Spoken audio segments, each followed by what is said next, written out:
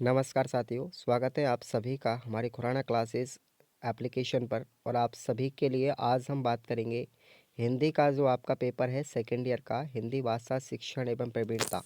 इसकी unit number 6 है, जिसके अंदर हम बात करेंगे पूरी ग्रामर की। तो साथियों, भाषा की संरचना के विभिन्न पहलू यूनिट नंबर 6।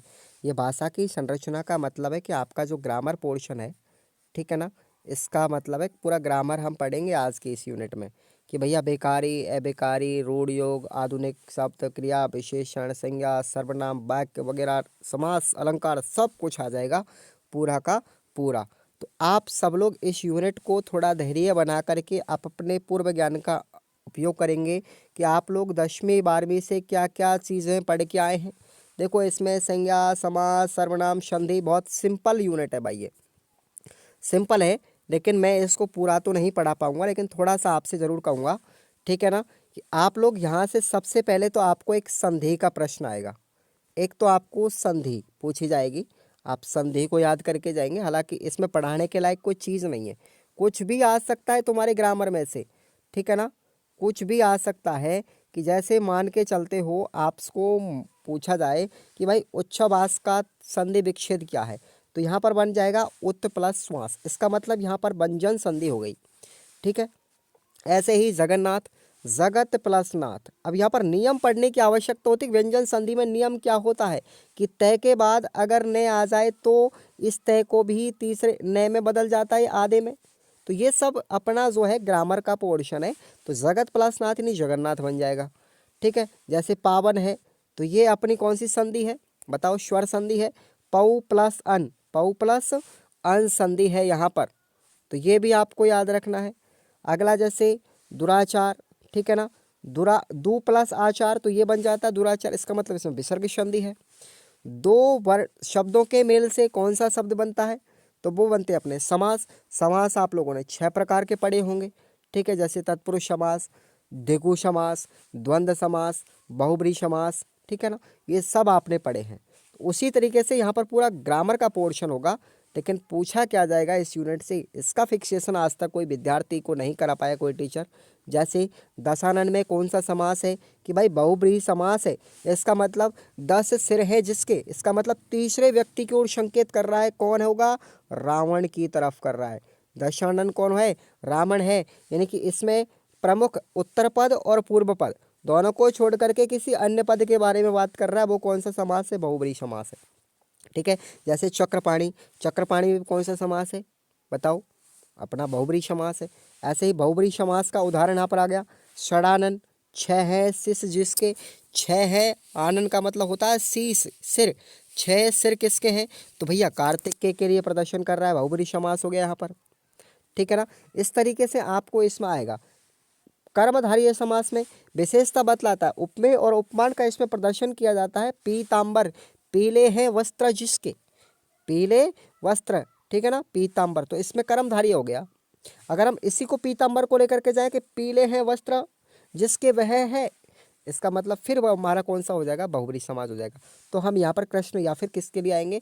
विष्णु के लिए बात करेंगे। तो पीतांबर में अगर पूछा जाए तो सिंपल है, यहाँ पर आपको दो ही चीज़ मिलेंगी, या तो आपको कर्मधारय मिलेगा, कर्मधारय नहीं मिलेगा तो आपको फिर बहुब्रीहि मिलेगा। दोनों ऐसे शब्द जहाँ पर कर्मधारय और बहुब्रीहि दोनों समास दिए जाते हैं, उस वाक्य के अंदर आपको दोनों में से एक ही मिलेगा। ये चीज़ विशेषकर ध्यान रखना, क्योंकि वहाँ पर द्वंद्व स्पष्ट हो जाता है फिर। यानी कि अब देखो, हम बात करें द्वंद्व समास की, तो द्वंद्व समास के बीच में दो शब्द जो होते हैं, पूर्व पद और उत्तर पद, उसके बीच में कोई योजक शब्द जरूर होता है। जैसे और होता है, और शब्द आपको द्वंद्व समास में मिलेगा। जैसे 3 और 4, 3 और 4, ठीक है। माता और पिता, तो यहाँ पर द्वंद्व समास हो जाता है। आइए अब हम थोड़ा सा आपको आगे लेकर के चलते हैं, समास के बारे में आपको थोड़ा जानकारी मिली, ठीक है ना। देखिए, थोड़ा सा बड़े प्रश्न इसमें से आपको याद करने, अगर आपने बड़े प्रश्न याद कर लिए ना, तो आप लोग ये समझ लीजिए कोई टेंशन वाली बात नहीं है। सबसे पहले हम बात करेंगे पारिभाषिक शब्द किसे कहते हैं। जैसे ये किसी विषय विशेष से संबंध होते हैं, जैसे कचहरी, कार्यालय, कानून आदि क्षेत्रों में प्रयुक्त किए जाने वाले शब्द पारिभाषिक कहलाते हैं। इन शब्दों का अर्थ विशिष्ट संदर्भ या प्रयोजनों के लिए लिया जाता है। जैसे व्याकरण के पारिभाषिक शब्द होते हैं संज्ञा, सर्वनाम, विशेषण। कार्यालय शब्दों में कौन से होते हैं, जैसे विज्ञप्ति, अधिसूचना, निविदा। न्यायालय के लिए अपील, मुकदमा, गवाह। ये शब्द क्या है, सब पारिभाषिक शब्द हैं, हर क्षेत्र के लिए अलग अलग रूप से उपयोग किए जाते हैं। नेक्स्ट अपना प्रश्न है कि भाई पद किसे कहते हैं, तो ये आप लोग पद को आप लोग पढ़ ही लेना।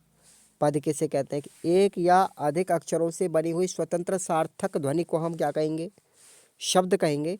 और शब्द जब तक एक वाक्य में प्रयुक्त नहीं किए जाते तब तक वे स्वतंत्र है, लेकिन वाक्य में जब इनका प्रयोग किया जाता है तो इनका अस्तित्व नहीं रहता, और ये अपने नियम के अनुसार, एक नियम, व्याकरण के नियमों में जब ये बंध जाते हैं तो वो क्या बन जाता है भैया, पद बन जाता है। ठीक है ना, ये शब्दों की ही माया है।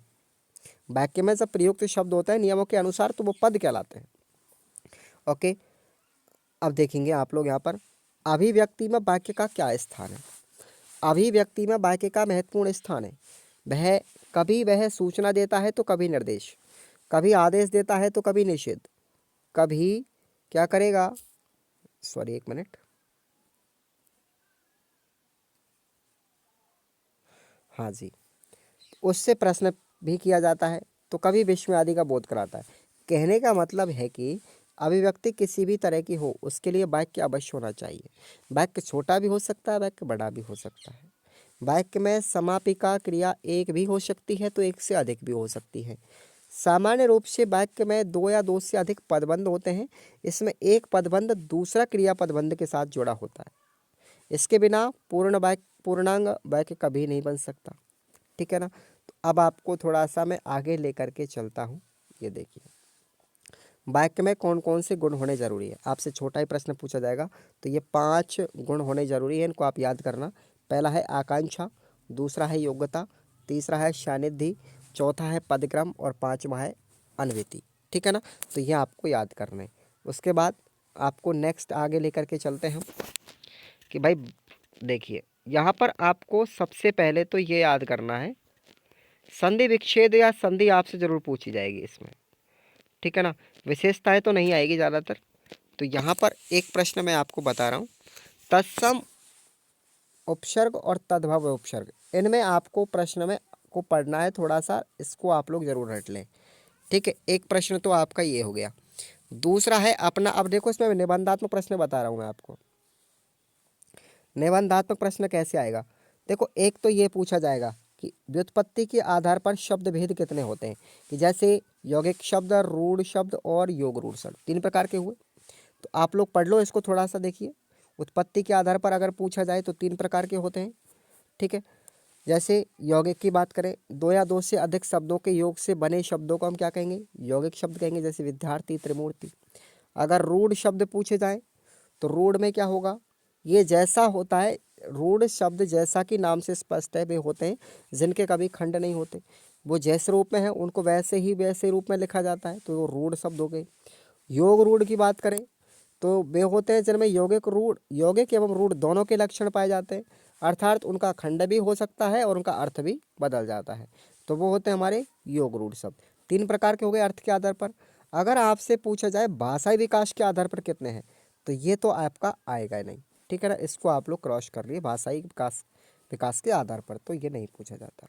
लेकिन एक चीज़ ज़रूर याद रखना, अर्थ के आधार पर, ये आप लोग जरूर याद रखेंगे, अर्थ के आधार पर शब्द भेद, वाचक, लक्षक और व्यंजक, ये थोड़ा सा आपको पढ़ के जाना है प्रश्न। ठीक है ना, आगे हम बात करते हैं, यहाँ पर देखिए आगे आते हैं। ये पूरा हिंदी का टॉपिक है भैया, इसमें कुछ भी पढ़ाने की आवश्यकता नहीं होती वैसे देखा जाए तो, है ना। आइए थोड़ा सा आगे बढ़ते हैं। यहाँ पर वाक्य भी 3 प्रकार के हम पढ़ेंगे, सरल वाक्य, मिश्रित वाक्य और रचना के आधार पर। देखिए ये वाला प्रश्न, रचना के आधार पर वाक्य में भेद बताइए और उदाहरण देकर स्पष्ट कीजिए। तो अगर पूछा जाए आपसे रचना व अर्थ के आधार पर, ठीक है ना, तो आपको रचना के आधार पर याद रखने हैं 3 प्रकार के, सरल वाक्य यानी साधारण वाक्य, जटिल जिसको मिश्र वाक्य कहते हैं, और दूसरा है संयुक्त यानी यौगिक वाक्य। तो अब देखिए आप लोग, सरल वाक्य में होता क्या है, इसमें एक उद्देश्य होता है और एक विधेय होता है। तो उद्देश्य क्या हो गया और विधेय क्या हो गया, तो देखो आप लोग, वह पुस्तक पढ़ रहा है, तो इसमें उद्देश्य कर्ता होता है और विधेय हमारा क्या होता है, पुस्तक यानी कर्म होता है। तो एक साधारण वाक्य, अगर पूछा जाए जटिल या मिश्र वाक्य, तो इसमें क्या होता है, एक प्रधान उपवाक्य के साथ साथ एक या एक से अधिक आश्रित उपवाक्य भी होते हैं, जिनको हम जटिल या मिश्र वाक्य कहते हैं। जैसे राम ने कहा कि मैं कल भोपाल जाऊंगा। अब देखो मिश्र वाक्य की पहचान करना सीखिए। इसमें आएंगे ऐसे योजक शब्द आएंगे की वगैरह जैसे शब्द आते हैं, ठीक है ना। अब बात करें आश्रित वाक्य कैसा होता है इसमें, जो उपवाक्य स्वतंत्र रूप से अर्थबोध नहीं करा सकता, वो केवल मुख्य वाक्य का सहायक मात्र होता है, उसको आश्रित वाक्य बोलते हैं। और ये भी 3 प्रकार का होता है, संज्ञा आश्रित, विशेषण आश्रित और क्रिया विशेषण आश्रित। बात करें नंबर 3 की, तो देखिए संयुक्त एवं यौगिक वाक्य। इसमें क्या होता है कि संयुक्त वाक्य में 2 या 2 से अधिक समान अधिकार वाक्य संयोजक शब्द द्वारा जुड़े होते हैं, जैसे सरल वाक्य 2 या 2 से अधिक होते हैं। इसमें होता क्या है कि साथियों, इसमें बीच में शब्द दिए जाते हैं, ठीक है ना। संयुक्त वाक्य में और, तथा, अथवा ऐसे शब्द जरूर मिलते हैं, उनसे आप लोग पहचान करना सीख जाएंगे, ठीक है ना।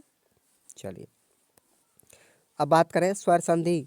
तो देखो आपसे संधि जरूर पूछी जाएगी, संधि आपसे पूछी जाएगी, आपको 4-5 संधियाँ दे दी जाएंगी और आप उनसे उनमें आपको संधि बताना है या फिर उनका संधि दीक्षित करना पड़ता है। तो ये पूरा अपना ग्रामर का पोर्शन है भैया, इसको आप लोग खुद पढ़ के जाना है। आपको समास भी दिया जा सकता है कि भाई कर्मधारय और द्विगु समास के आपको 4-5 एग्जाम्पल दिए जाएंगे, आप उनको, तो मैंने 20 मॉडल पेपर आपको जो ऐप में बताए हैं ना, इस यूनिट को मैंने बहुत अच्छे ढंग से अपनी भाषा में लिखा है। जिस तरीके से आप 10वीं 11वीं में पढ़ते हो उस तरीके से आप इसको पढ़ना। और आप लोग रीट के लिए भी मैं आगे आपको पढ़ाऊँगा, फिलहाल के लिए तो नहीं है, लेकिन रीट में आप लोग जब हिंदी पढ़ेंगे ना, तो ये सारी चीज़ें आपको ग्रामर पोर्शन में आएगी, पूरी चीज़ें, ठीक है ना। तो इसके लिए आपको थोड़ा सा इस यूनिट को खुद अपने मन से पढ़ना है। इसके लिए मैं कुछ ज़्यादा नहीं कह सकता, क्योंकि इसमें फिक्सेशन नहीं है कि प्रश्न कौन सा आ सकता है, कोई ज़रूरी नहीं है, कुछ भी दे सकता है, ग्रामर पोर्शन है इसलिए। तो आप लोग सबके सब अगर थोड़ा सा और भी डीपली पढ़ना चाहते हो तो आप लोग ऐप पर आइए, आप वहाँ पर उनको फिक्स कर दिया मैंने, उनको पढ़ जाइए आप लोग, कोई दिक्कत नहीं आएगी। धन्यवाद।